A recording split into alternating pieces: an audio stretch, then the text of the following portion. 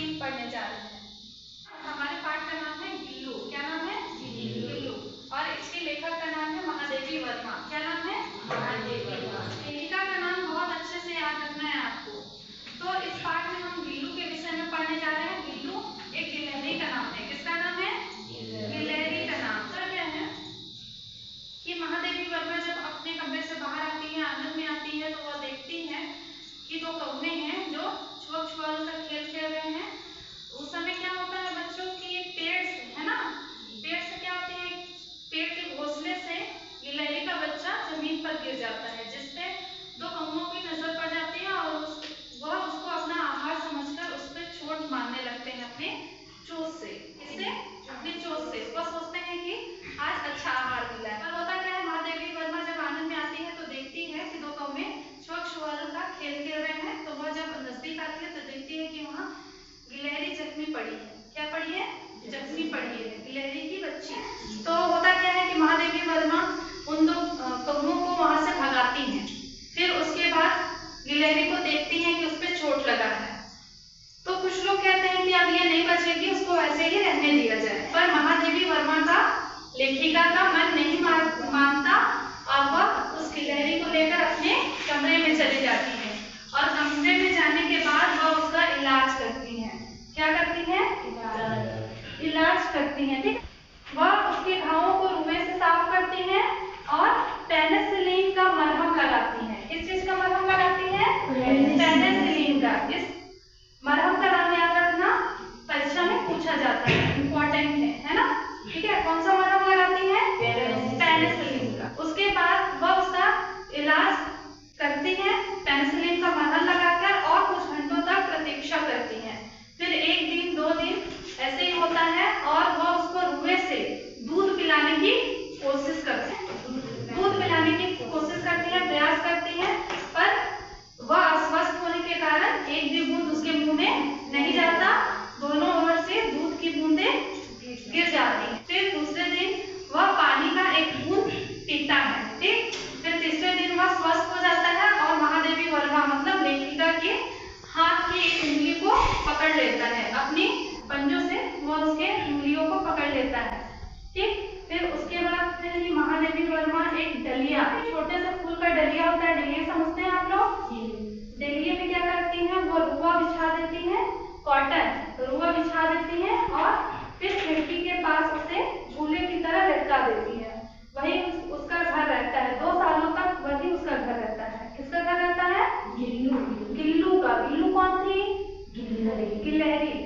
फिर एक दिन क्या होता है कि वह खिड़की की ओर देखने लगती है। कौन देखने लगती है?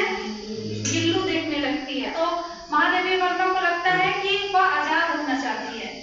तो लेखिका क्या करती है, खिड़की के एक कोने को किल निकालकर खोल देती है, जाले को साइड कर देती है, तो जिससे गिल्लू अंदर बाहर आ जा सकती है आजादी से। तो जैसे ही महादेवी वर्मा खिड़की के जाली को वह निकाल देती है तो उसके बाद गिल्लू बाहर चला जाता है और आजादी की सांस लेता है, जैसे उसको लगता है कि वह पूरी तरह से आजाद हो गया है। फिर उसके बाद लेखिका देखते हैं कि कुछ ही समय बाद वह अंदर आ जाती है, लेखिका के पास आ जाती है।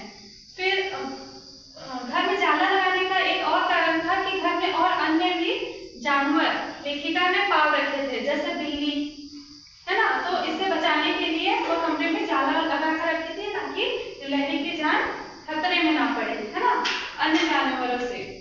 फिर क्या होता है कि लेखिका जब भी जाती है कॉलेज में वह जाती है, जब कॉलेज से वापस आती है लेखिका तो गिल्लू क्या करती है, उसके पैर में चढ़ जाती है, सिर के बल और सिर तक ऐसे ही चढ़ते उतरती है। ठीक है, और जब भी लेखिका खाना खाने जाती तो वह लेखिका के थाल में जाकर बैठने की प्रयास करता, उसके पास जाकर बैठ जाता। लेखिका बहुत मुश्किल से उसको थाली के पास बैठना सिखाती है और खाना खिलाना सिखाती है। तो इसमें हमें पता चला है कि गिल्लू का सबसे पसंदीदा भोजन था जो कि लेखिका उसको कराया करती थी और साथ में बिस्किट भी दिया करती थी। इसमें असमंजस वाली बात यह थी कि लेखिका जब भी लेखन का कार्य करती, टेबल पर बैठ के जब भी लिखती, तो गिल्लू लेखिका के ध्यान को अपनी ओर आकर्षित करने के लिए वह पर्दे पर चढ़ जाता और जोर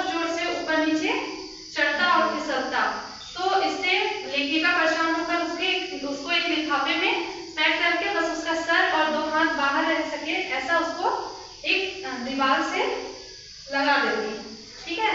तो इसके बाद क्या होता है कि वो उसको बिस्किट रख देती, जिससे वो अपने पंजों से बिस्किट पकड़कर उतरता रहता। फिर कुछ टाइम बाद ऐसा होता है कि एक्सीडेंट से महादेवी वर्मा लेखिका के साथ एक एक्सीडेंट होता है, जिससे वह अस्वस्थ हो जाती है। फिर कुछ दिनों तक गिल्लू उसका ध्यान रखता है और ऐसा जताता है जैसे कि वो उसकी बहुत चिंता करता है, उसके सिर पे हाथ फेरता है अपने, उसके सिरहाने बैठकर और उसी के पास लेट जाता है। कौन लेट जाता है? गिल्लू। किसके पास लेट जाता है? लेखिका के पास। लेखिका का क्या नाम है? महादेवी वर्मा। फिर ऐसे लेखिका ठीक हो जाती है और बसंत ऋतु का समय आता है। और फिर कुछ दिनों बाद क्या होता है कि गिल्लू लेखिका को छोड़कर चला जाता है।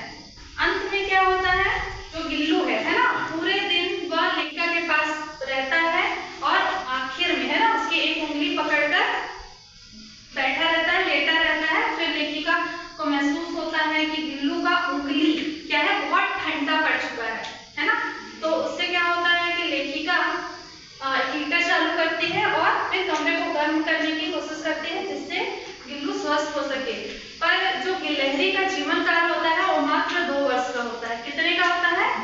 2 वर्षों का होता है। और इस समय तक गिल्लू अपना जीवन जी चुका था, 2 वर्ष हो चुका था, जिससे वह 2 वर्षों के बाद वह अपना प्राण त्याग देता है और महादेवी वर्मा के पेड़ के नीचे ही उसकी समाधि बना देती है, वहीं मिट्टी में उसको दफन कर देती है। और फिर जब भी उसके पास से गुजरती हैं तो उनको एहसास होता है, वह गिलहरी याद आती है। किसको याद आती है?